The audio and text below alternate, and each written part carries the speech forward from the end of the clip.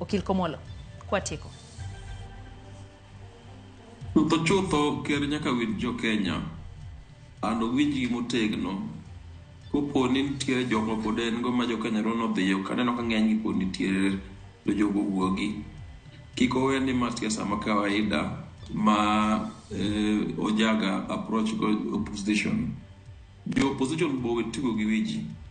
Ging'e ni maendi movement manochaki gi jo Gen Z giwe hijack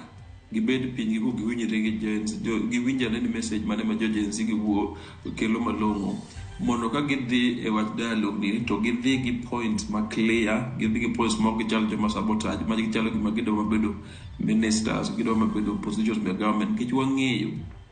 ok wanyien Kenya ka wang'eyo ni ng'eny jowa osedhi sirkal to chako mana kwalo machalo ma joma ne ginwang'o machalo joma ne ginwang'o wero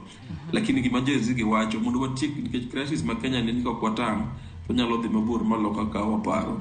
mondo watiek gini piyo nyaka koro gichak winjo ji jomo yier machalo Kaluma gini bendo chak fwenyo ni ok gin bosses wa gifweny ni jomo yiero gi kandi e bosses gichak bedo ne humble nikech an wuon na bedo shocked ka Gen Z odonjo nyaka e bunge